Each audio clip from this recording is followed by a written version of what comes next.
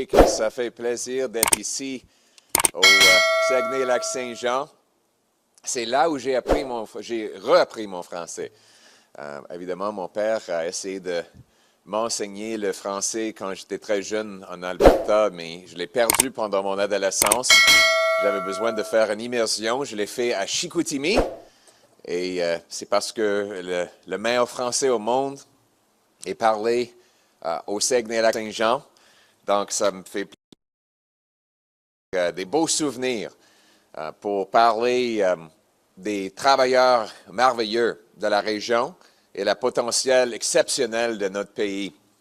Un potentiel qu'on va réaliser. Tout d'abord, merci à FabTech et les travailleurs ici à Jonquière. Ces travailleurs contribuent à notre prospérité. Ils conçoivent, fabriquent et installent des équipements industriels et structurels en acier.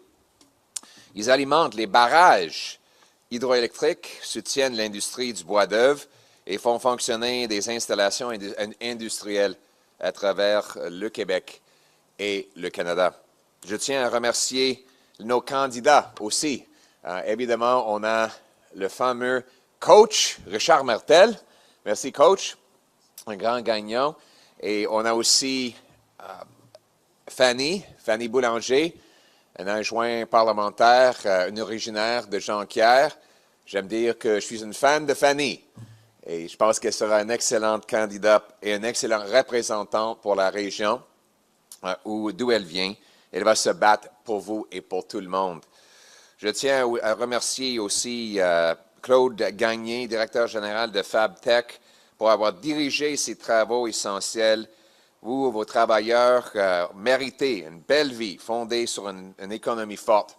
En fait, c'est la promesse du Canada qu'on veut rétablir, que chacun qui travaille fort devrait avoir une belle vie dans une belle maison, sur une rue sécuritaire, protégée par des troupes courageux.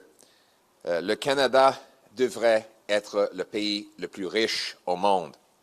On possède le deuxième plus grande masse terrestre au monde, le troisième plus grande réserve prouvée de pétrole, le sixième plus grande réserve de lithium et les plus grandes réserves d'uranium et potasse. On a 154 millions d'acres de terres agricoles et 4 côtes. On a une énergie abondante pour les centres de données et le froid pour les refroidir. On a l'hydroélectricité ici au Québec, mais ça prend des barrages et ça prend la construction et les permis. Alors, pourquoi est-ce que notre pays est en train de tomber économiquement? Pourquoi est-ce que notre croissance économique a été le pire parmi tous nos pays concurrentiels, les autres pays développés depuis les 10 dernières années? Pourquoi, en termes par capita, est-ce que les États-Unis ont augmenté la grandeur de leur économie 40 fois plus rapidement depuis 10 ans qu'on a fait ici au Canada? Pourquoi? Est-ce que 500 milliards de dollars d'investissement net a quitté notre pays pour les États-Unis en 10 ans? C'est parce que les barrières bureaucratiques empêchent la production de nos ressources. Il faut plus de 17 ans pour avoir un permis de construction d'une mine. On est le deuxième pire dans l'OCDE en termes d'avoir des permis. Durant les 5 premières années du gouvernement libéral, 176 milliards de dollars de projets dans les secteurs de ressources et de l'énergie ont été annulés, principalement à cause des barrières bureaucratiques. Ces projets nous auraient rendus plus autonomes et moins dépendants des États-Unis. L'Est aurait permis d'acheminer 1 million de barils de pétrole de l'Ouest canadien vers le Nouveau-Brunswick pour contourner les États-Unis et alimenter le marché énergétique d'Europe afin de briser la dépendance sur Vladimir Poutine. Les entreprises ont soudainement et inexplicablement changé les règles au milieu de la considération. M. Carney a supporté l'annulation de ce pipeline et du pipeline dans l'Ouest canadien, Northern Gateway, en même temps que son entreprise a investi dans le charbon américain. Un autre projet a permis aux Saguenayens de liquéfier et transporter l'énergie canadienne en Europe et contourner le marché américain. Mais les libéraux et les bloquistes s'y sont opposés. Donc la Russie domine le marché énergétique en Europe et les Américains monopolisent l'énergie canadienne. Nous vendons littéralement 100% de notre gaz naturel aux États-Unis. 100% de nos exportations parce que nous ne pouvons pas le liquéfier pour le transporter outre-mer. M. Carney s'est opposé à ces projets et a proposé des taxes industrielles sur nos industries, en même temps qu'il investit dans les pipelines au Moyen-Orient et après qu'il a déménagé son bureau, son siège social à New York. Maintenant, qu'il continue d'avoir des investissements, des millions de dollars à Brookfield qui vont à l'encontre des intérêts du Canada. C'est pour ça qu'aujourd'hui, je revendique à M. Carney de dévoiler tous ses intérêts financiers aux Canadiens avant le déclenchement des élections. S'il y a un candidat pour le premier ministre avec des millions ou même des dizaines de millions de dollars investis ailleurs, qui crée des conflits versus nos intérêts nationaux, il devrait le dévoiler devant les Canadiens avant de déclencher des élections. Surtout, il faut reconnaître que la loi C-69, c'est une loi libérale anti-pipeline, rend pratiquement impossible l'approbation des projets comme GNL Québec. Et c'est pour ça que j'ai demandé aux libéraux de le renverser avant des élections, au lieu de soudainement faire des promesses de volte-face 30 jours avant le scrutin. Par conséquent, les États-Unis reçoivent 97% de notre pétrole et 100% de gaz naturel. C'est comme ça que les Américains peuvent nous anarquer. Ils payent 63 $. Il y a quelques jours, j'ai checké les chiffres. Ça, 63 $ pour une baril de pétrole canadien. En même temps que le prix mondialement était... Ils payent 4 $ pour une unité thermique britannique de gaz naturel, alors que le prix en Europe, c'est 15 $. Continuons comme ça, on devient très pauvre très rapidement. Et c'est comme ça pour régler ça, il nous faut des pipelines. Il nous faut des projets de l'énergie. Il nous faut un leader qui est fort et franc, qui va libérer nos ressources, couper les taxes et les impôts, construire les logements et rendre notre économie moins dépendante des États-Unis. Il faut mettre le Canada d'abord. Il est temps de reprendre le contrôle et relancer notre économie. On va ramener des emplois et nos ressources et notre souveraineté économique chez nous. C'est pourquoi j'annonce aujourd'hui les zones canadiennes prêtes à bâtir, des zones où la construction est déjà autorisée. Voici comment ça va fonctionner. Premièrement, on va identifier un endroit qui convient, par exemple, à une centrale électrique, à une usine de GNL, à une pipeline ou d'autres projets majeurs. Deuxièmement, on va s'assurer qu'il s'agit d'un endroit approprié pour l'environnement et la santé publique.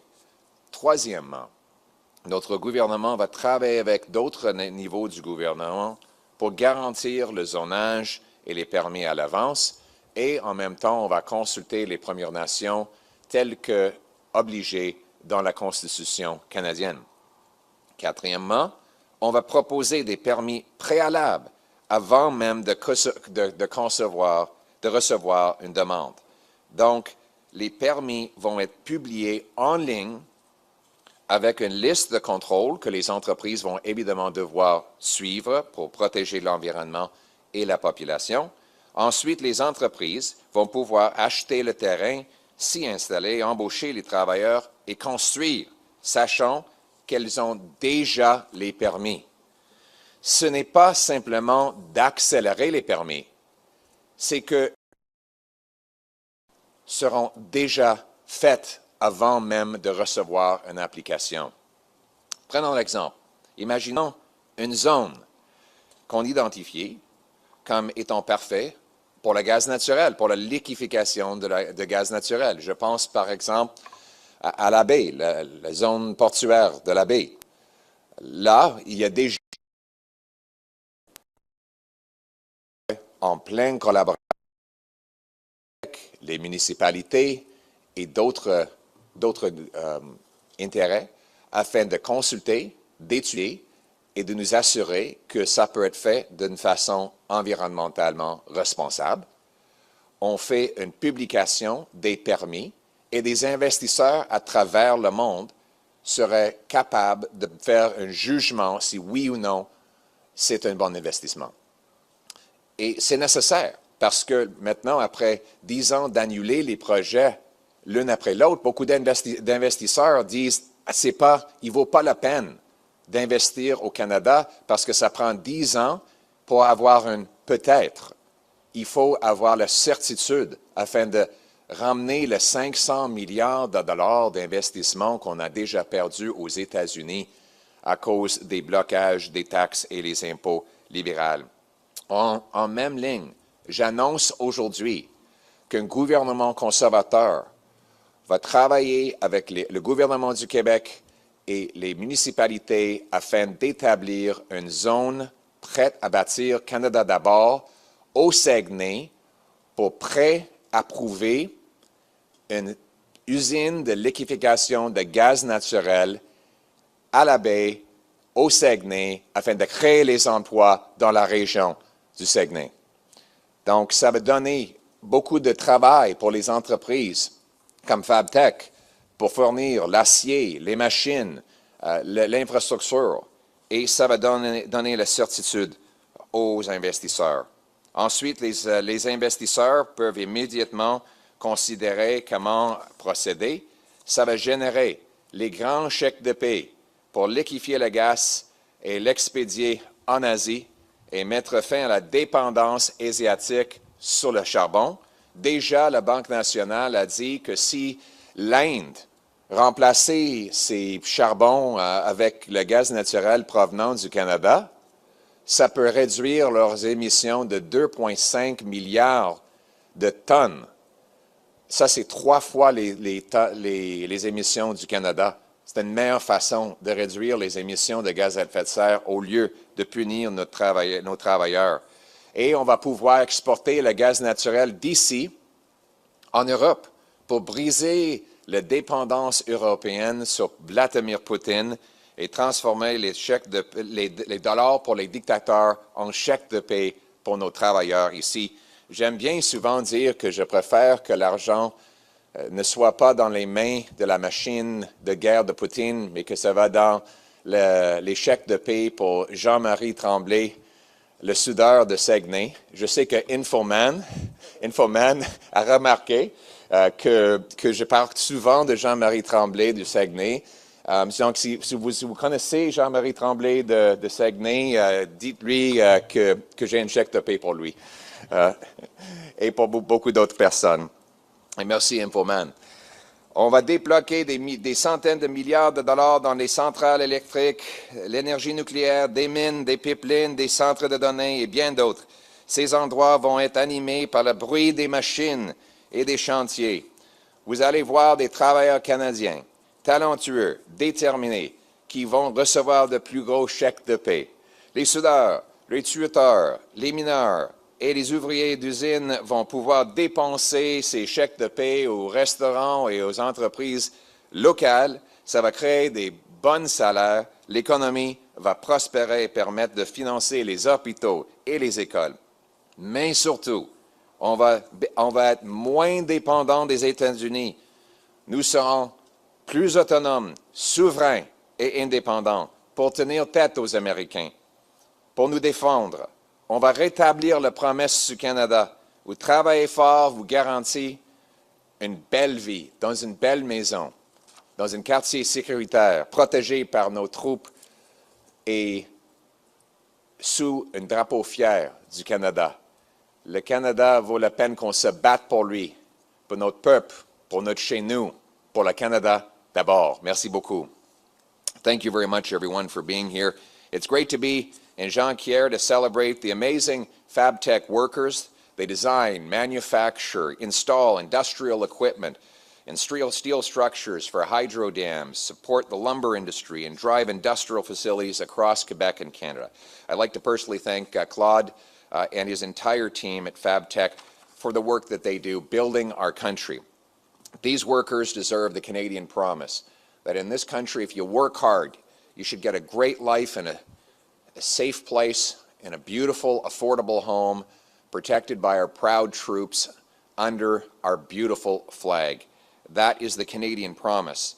And we should be the richest country in the world, by the way. We have the second biggest landmass, the third biggest proven oil reserves, the sixth biggest lithium reserves, the biggest uranium and potash reserves, the biggest oceanic coastline of any country in the world, 154 million acres of farmland. We have an abundance of energy that can power these massive data centers, and we have the cold weather to cool them. We have 41 million highly educated, hardworking people ready to get the job done.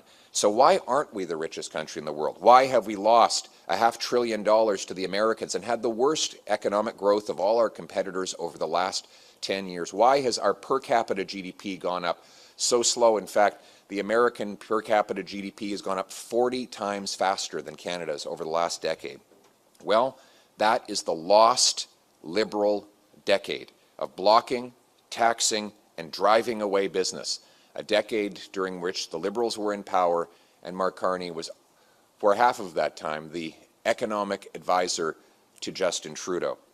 The reason is that partly we block everything in this country. We get in our own way. It takes 17 years to get a mine approved in Canada. It takes much longer here than in the rest of the world. Second slowest permits in the OECD. In the first 5 years of the Liberal government, they blocked $176 billion of resource and energy projects. They were canceled mostly due to government obstacles. These projects would have made us more self-reliant and independent from the Americans. For example, the Liberal government in Ottawa opposed the LNG Canada project in Saguenay, which would have brought Canadian natural gas to the Europeans. They opposed the Energy East pipeline, which would have brought 1 million barrels of Western oil to the St. John refinery to ship over to Europe, also breaking Putin's grip on Europe and allowing us to go around Donald Trump and the Americans. The company canceled that project after spending $1 billion on getting approved. The Liberal government suddenly changed the rules in the middle of the game. Justin Trudeau also vetoed the Northern Gateway pipeline, which would have taken about 500,000 barrels a day from Alberta to the Pacific to go over to Asia, again allowing us to go around the Americans. And Mark Carney testified that he supported Mr. Trudeau's decision to block that pipeline. Carney opposed pipelines in Canada while he invested in pipelines in the Middle East. He supported a carbon tax on our Canadian industry and consumers, all while his company, Brookfield, invested in American coal. And just 6 days after Donald Trump threatened tariffs on Canada, Mark Carney backed down and moved his company headquarters from Toronto to New York, bringing Canadian jobs to America. He continues to have millions of dollars of interests we now believe to be invested in Brookfield, that same company with which he claimed he had cut ties. He admitted the other day in a stunning flip-flop that he has conflicts of interest that he will have to manage, but he won't tell us what those conflicts are. He expects us to elect him without knowing the many millions of dollars of conflicts that will make it impossible for him to do his job, interests that go against the national interest. And that is why today I'm calling on Mr. Carney to do the right thing and publish all of his financial holdings to everyone in Canada so that they can judge the conflicts he faces. He knows what he owns, and there's nothing in the law that prevents him from publishing that information for all eyes to see if he has got nothing to hide. We need a leader who's busy putting Canada first, not keeping an eye on investments that go against the Canadian interest. The radical Liberal keep-it-in-the-ground ideology opposes resources in Canada while supporting dirty foreign investments. Most of all, C-69, the Liberal No Pipelines Act, makes it impossible to ever get any projects approved. The consequence is that the U.S. gets 97% of our oil and 100% of our natural gas exports. And because we can't sell to anyone else, the Americans rip us off. They pay us $63. The other day they were paying us $63 for a barrel of oil, while the world price was $76. They pay us $4 for a million metric British thermal units of natural gas, while in Europe the price is $15. You sell something for $4 that's worth $15. You get poor very quickly. That's West pipelines. We need, in order to create jobs for Quebec construction workers, while we break our dependence on Trump and in America. The Liberals have driven $500 billion south. I want to bring it home. And that's why we need to put Canada first. It's time to bring home our jobs, energy, and economic sovereignty. That is what my Bring It Home economic plan is all about. And so today, I'm announcing that a Conservative government will bring forward Canada First shovel-ready zones, areas pre-approved for large-scale industrial and resource projects. This is how it will work. First, we will identify a spot that looks appropriate for a mine, a pipeline, an LNG plant, a power station, a hydroelectric dam. Second, we will make sure that the place is safe and that it won't harm the people or the environment to put the project there. Third, my government will do the necessary environmental studies in partnership and collaboration with the provinces, municipalities, and we will carry out the necessary constitutionally required consultations with the First Nations up front so that they can be done before the investors even step up. Fourth, when all of this is done, we will offer pre-permitting before we even get applications, so that permits can be published online with a required checklist of actions that businesses must take to comply in protecting people and the environment. Then, businesses would have all the information, legally binding, published online that they could use to make a real investment decision. This will be necessary after years of uncertainty where businesses spent billions of dollars in many years getting to a maybe. They will know that they have a yes up front. They can do the math, pencil it out, and get busy. I'm also announcing that a common sense Conservative government will work to make LNG Canada here in the Saguenay region one of those shovel-ready zones, pre-approved, so that we can ship Western Canadian LNG through a pipeline to this region, liquefy it here using the great workers of the Saguenay to get it done.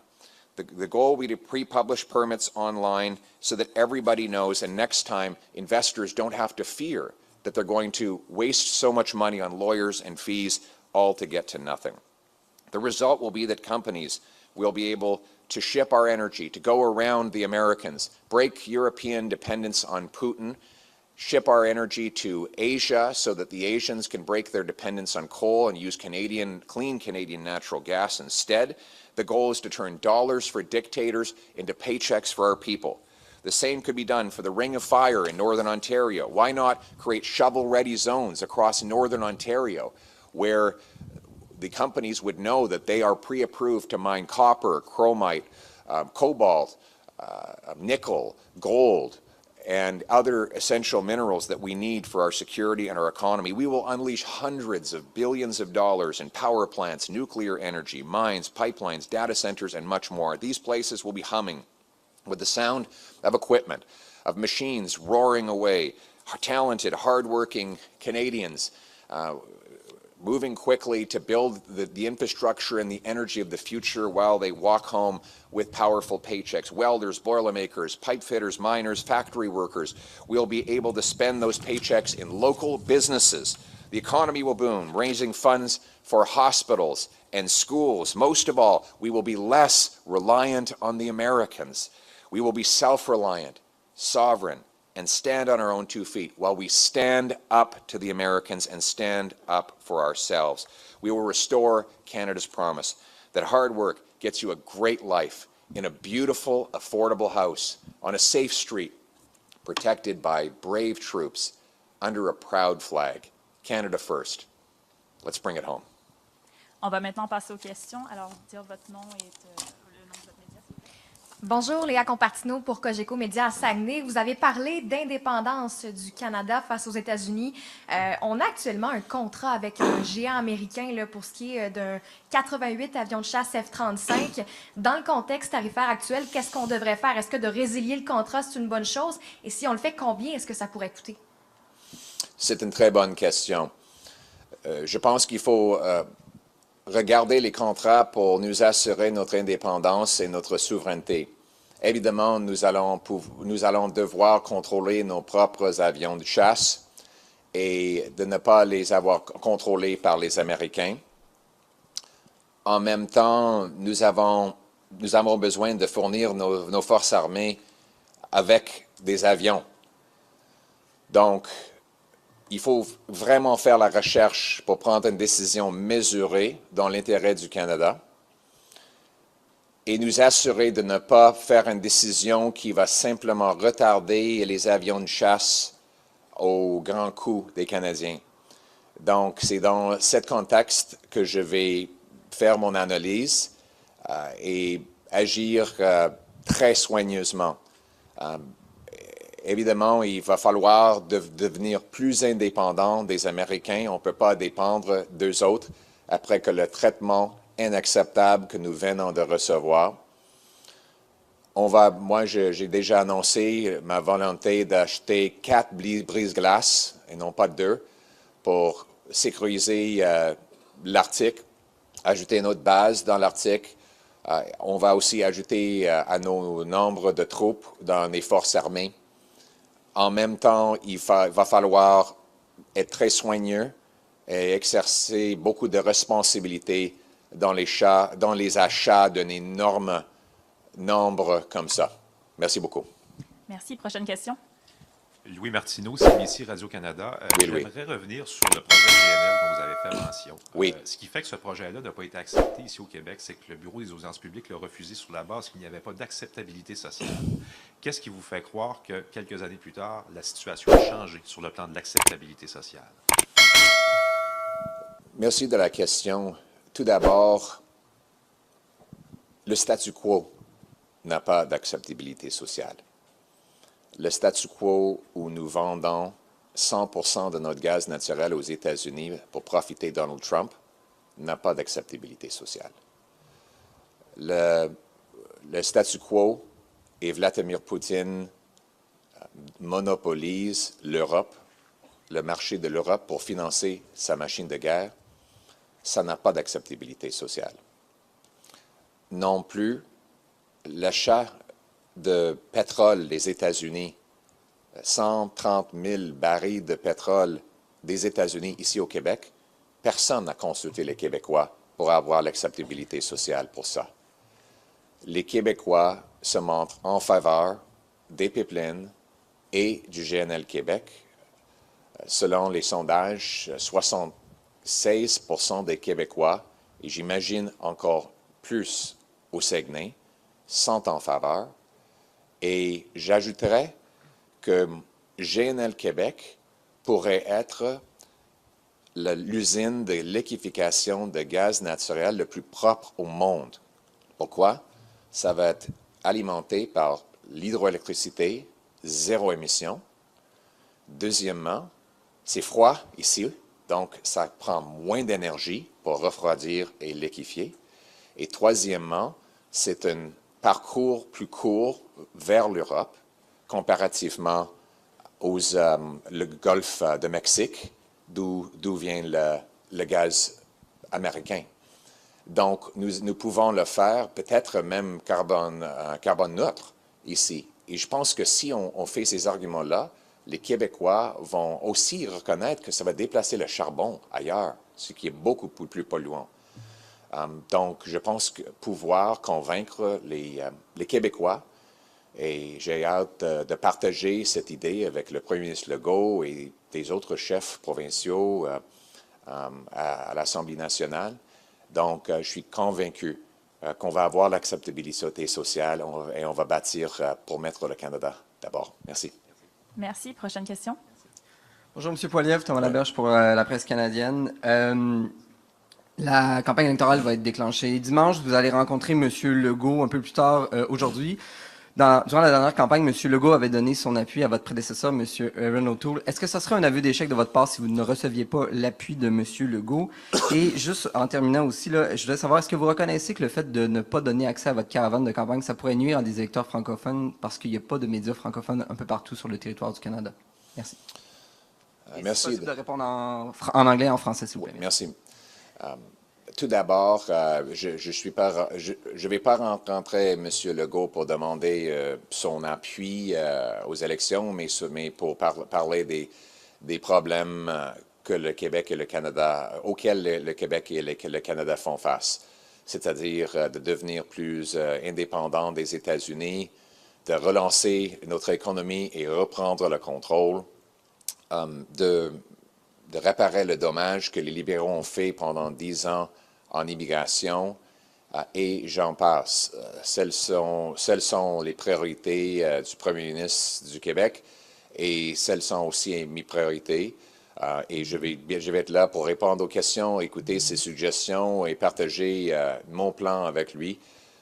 Donc, je ne cherche pas un appui spécifiquement des premiers ministres provinciaux. Si c'est offert, on va évidemment l'accepter, mais surtout, je cherche l'appui des populations des provinces à travers le Canada. Donc, la réponse à votre première question, c'est non. La deuxième question, évidemment, on va avoir des médias. Normalement, quand je fais le tour à travers le Canada, il n'y a pas les médias sur mon avion et je suis capable de répondre aux questions avec les médias. Les médias seront à chaque annonce. Il va y avoir des questions. Et ça va aussi nous donner la chance d'écouter les journalistes régionaux qui représentent leur région. C'était rafraîchissant de recevoir des questions qui concernent Sudbury hier, parce que j'étais à Sudbury. Et c'est ça l'approche. On va montrer une ouverture, on va répondre aux questions. Et j'ajoute que je réponds beaucoup plus aux questions que M. Carney, qui se cache dans une bulle. Donc, on va aussi faire en sorte que nos communications sont en français et que nous recevons beaucoup de questions en français des francophones à travers le Canada. Thank you very much for your question. I'm not seeking Mr. Legault's, I'm not out seeking provincial premier's endorsements. Today's meeting with Mr. Legault is because we have some shared challenges for Canada and Quebec that we need to discuss. One is how we break the overdependence on the American economy by developing resources, doing more interprovincial trade, unleashing our economy, cutting red tape, and really unleashing the potential of Canada. Second, he wants to talk about the broken liberal immigration system and how we can fix those problems. Third, of course, we'll be talking about protecting the French language, and we'll talk about any shared priorities or plans that we both have in common. So that's what that meeting is for. So the answer to your question is no. And then on the final question, we will have open media across the country. Local media will have the ability to ask questions. It will be refreshing to hear from local outlets on what they have to say about their local priorities. And I would note that I'm answering a lot more questions from the media than Mr. Carney. And I think he should open up in answering more questions himself, particularly about his many millions of dollars of conflicts of interest. He admits now, I'm not accusing him of a conflict of interest, he admits that he has conflicts of interest in his holdings. He says that he's going to come up with a plan for that after the election. That is unacceptable. He should divulge all of his millions of dollars of holdings right now. Merci. Prochaine question. Bonjour, Jean-Houl, TVA. Je voudrais revenir sur GNL Québec. L'un des problèmes, c'est que le promoteur a abandonné le projet. Non seulement ça, il poursuit le gouvernement du Canada. Vous allez gérer ces situations-là comment? C'est beau d'avoir un programme pour les recevoir, mais encore faut-il intéresser les promoteurs. Mais les promoteurs étaient intéressés. Ils voulaient le faire. sans subvention. La raison pour laquelle c'était abandonné, c'est parce que le gouvernement a dit non. Après des années de consultations, d'études, de pourparlers, soudainement, le fédéral a refusé. C'est exactement ça que je veux régler. Je veux donner la certitude aux promoteurs de ces projets que les permis sont déjà en place. On sait que ces projets sont rentables. Dans les 10 dernières années, aux États-Unis, ils ont bâti 8 projets de GNL. Au Qatar, ils ont presque doublé leur production. En France, ils ont signé une entente avec Qatar pour fournir le gaz naturel afin que la France puisse briser sa dépendance sur la Russie. Allemagne a pu bâtir un centre d'importation de gaz naturel en 194 jours. Et ici au Canada, ça prend 14 ans pour avoir des permis. Vous voyez, les investisseurs le feront avec leur propre argent parce que c'est très, très rentable, mais ils ont besoin de certitude et de vitesse pour le faire. Et c'est comme ça qu'on va réattirer ces investisseurs et compléter les projets. Juste en anglais, s'il vous plaît. Thank you. Just want to repeat in English what I said in French. The gentleman asked that, he said the promoters of the GNL, the LNG project in the Saguenay region, are now in a lawsuit because of the way the project was canceled last time. How do we expect to actually reattract business to invest in these projects? Well, that's exactly what the shovel-ready zones seek to solve. You see, the reason why companies and pension funds don't want to invest in Canada is because they know they'll spend 14 years just getting to a maybe, and that they might end up with the same nightmare that these investors did. Elsewhere in the world, these projects are being built without any subsidies. In the States, they built 8 LNG plants in the last 10 years. We've completed 0. There's only one that's almost coming online, and that was approved by the previous Harper government. The Qataris have almost doubled their production. They've signed supply agreements with France to supply Qatari gas to France that we could be supplying. The Germans built an import terminal for natural gas from concept to completion in 194 days. And in Canada, it takes 14 years just to get a permit. The problem is not that investors don't want to invest, it's that they're terrified of spending millions or billions of dollars on lawyers, applications, consultations, accountants, etc., all to get to a maybe or a no. What I'm proposing today with these shovel-ready zones is to give them pre-approval so that when they put the money, when they step up to the plate, they already know that they have a permit and what they have to do to comply with that permit. That's how we're going to put Canada first and bring the jobs home. Thank you. Merci. On va passer à la dernière question. Oui, bonjour, Xavier Pouliot, La Pige. J'aimerais revenir un peu sur l'annonce que vous avez faite hier vis-à-vis les journalistes. Vous mentionnez vouloir tenir tête aux États-Unis et vous différencier du président Trump. Mais en refusant justement les journalistes dans votre caravane et dans l'avion, ça ne serait pas un peu se baser sur son modèle de réduire l'accès à l'information au peuple? Non, vous êtes en train de poser une question maintenant. Donc, évidemment, je suis disponible. Je viens d'écouter les questions de toutes sortes de médias locaux et nationaux. Donc, on va continuer de le faire. En anglais aussi, s'il vous plaît. No, I just answered a question from you. So obviously I'm answering questions from journalists. And we'll continue to do that throughout the country, both local journalists and national. Merci, ça conclut la conférence de presse. Merci beaucoup tout le monde.